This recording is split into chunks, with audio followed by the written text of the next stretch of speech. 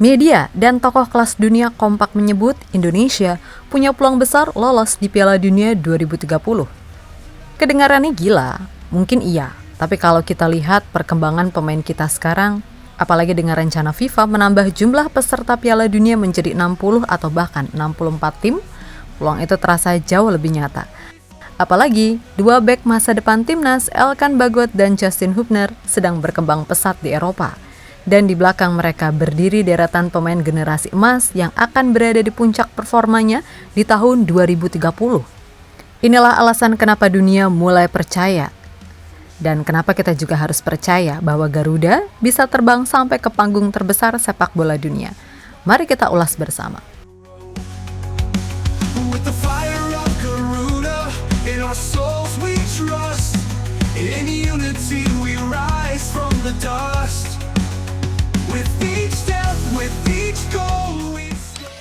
Kalau bicara fondasi pertahanan generasi emas 2030, dua nama ini wajib kita sebut, Elkan Bagot dan Justin Hubner. Mulai dari Elkan, musim ini dia resmi masuk tim utama Ipswich Town di Championship Inggris dengan nomor punggung baru 25, angka yang belum pernah ia pakai di klub atau timnas. Setelah 3 musim berturut-turut dipinjamkan ke berbagai klub, kini pelatih Kieran McKenna mempercayainya untuk bertahan di skuad. Pramusim pun jadi buktinya. Elkan tampil di 3 laga, termaksud melawan tim Ligue 1 Prancis, AJ Auxerre, di mana ia membantu menjaga clean sheet. Dengan tinggi 1,94 meter, duel udara adalah makanannya, dan statistik pramusim menunjukkan akurasi umpan mencapai 87%. Kalau di 2025 saja dia sudah setangguh ini, bayangkan 2030 saat usianya 27 tahun.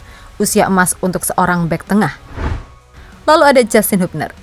Baru saja debut untuk Fortuna Sittard di laga uji coba melawan Bayer Leverkusen. Ia langsung jadi starter dan bermain 64 menit. Gaya mainnya keras dan tanpa kompromi. Bahkan sempat melanggar pemain berdarah Vietnam Aljazair, Ibrahim Maza, di menit-menit awal. Tapi itulah Justin, pemain yang punya ambisi besar. Maar daar koop je helaas niks voor hoor. Nee, die volgers zijn natuurlijk wel leuk. Maar ja, zodra je op het veld staat heb je niks aan die volgers. Dan moet je het gewoon laten zien. Ya, bukan cuma ingin jadi penting di timnas, tapi juga ingin membuktikan diri di Eredivisie dan kompetisi Eropa. Usia 26 nanti, di tahun 2030, Justin akan berada di puncak karirnya. Berpengalaman di Eropa dan matang secara mental. Tapi Golden Generation ini bukan hanya tentang Elkan dan Justin. Lihat lini tengah dan sayap kita. Ada Marcelino Ferdinand di Oxford United yang musim lalu jadi pemain kelahiran Indonesia pertama di Championship dan kini diincar klub Eredivisie. Ada Ivar Jenner yang resmi dipromosikan ke tim utama FC Utrecht. Ada Rizky Ridho, kapten Persija Jakarta yang memimpin lini belakang dengan konsistensi tinggi.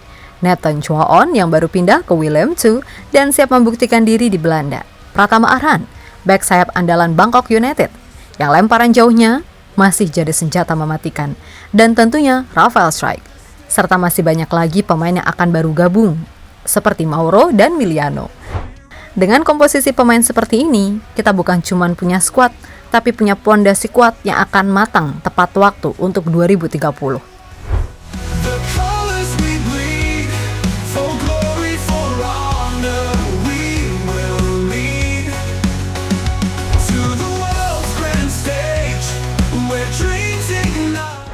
Fondasi menuju 2030 sebenarnya sudah kita lihat hasilnya. Piala Asia U23 2024 jadi buktinya. Timnas Indonesia U23 tampil penuh percaya diri, bahkan berhasil menembus babak perempat final. Catatan turnamen ini cukup impresif.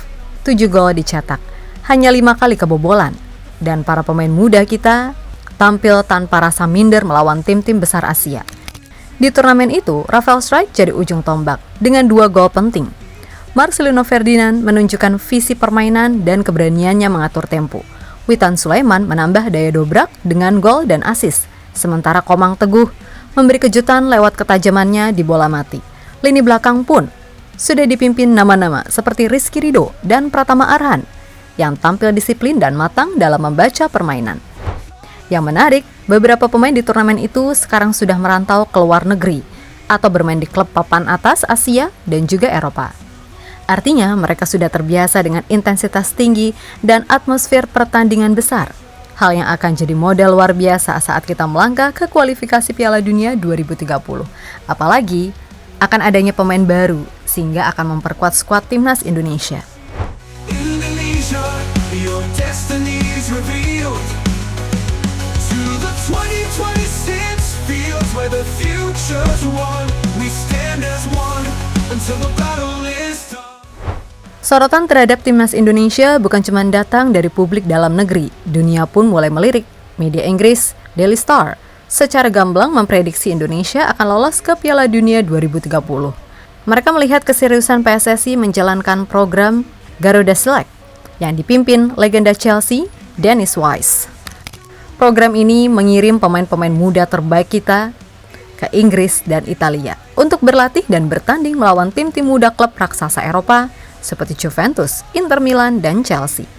Dari sinilah mental dan kualitas pemain meningkat drastis dan tidak jarang menarik perhatian pemandu bakat Eropa. Selain itu, salah satu YouTuber terbesar di dunia, iShowSpeed, bahkan terang-terangan mengatakan bahwa Indonesia akan memenangkan Piala Dunia 2030. Alasannya singkat tapi penuh makna. Sepak bola di Indonesia sangat gila. Speed, who's going to win the 2030 World Cup? I have to say Indonesia. The talent in Indonesia is crazy. They won in the 2030 World Cup. Y'all heard it from me first. Ya, sejak kunjungannya yang fenomenal ke Indonesia, iShowSpeed memang punya kedekatan emosional dengan fans Garuda. Prediksi ini mungkin terdengar berlebihan, tapi tidak bisa dipungkiri ucapan seperti ini ikut menambah rasa percaya diri, baik untuk pemain maupun untuk seluruh pendukung timnas. Indonesia, rise into the Faktor lain yang membuat peluang Garuda terbang ke Piala Dunia 2030 semakin besar adalah kabar terbaru dari FIFA. Presiden FIFA, Gianni Infantino, merespon positif usulan Presiden CONMEBOL, Alejandro Dominguez, untuk menambah jumlah peserta Piala Dunia 2030. Setelah format 2026 nanti akan diikuti 48 negara, ada ide untuk memperluas lagi menjadi 60 bahkan 64 untuk tim yang ikut serta di edisi tahun 2030, yang juga akan menjadi perayaan 100 tahun turnamen ini. Kalau ini benar-benar terjadi, jatah Asia otomatis akan bertambah. Bagi Indonesia, ini adalah kabar emas. Bukan berarti kita bisa santai, tapi jalur kualifikasi akan jauh lebih terbuka. Dengan pemain-pemain yang sedang berkembang pesat di Eropa, plus pondasi generasi emas yang sudah teruji di level Asia, peluang kita untuk lolos akan lebih realistis dibandingkan sebelumnya.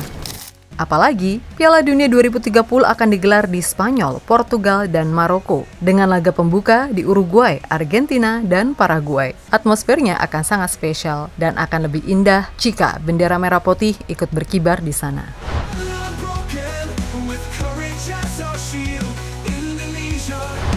5 tahun bukan waktu yang lama, tapi dalam 5 tahun ke depan, kita punya semua modal untuk membangun tim yang layak tampil di Piala Dunia 2030.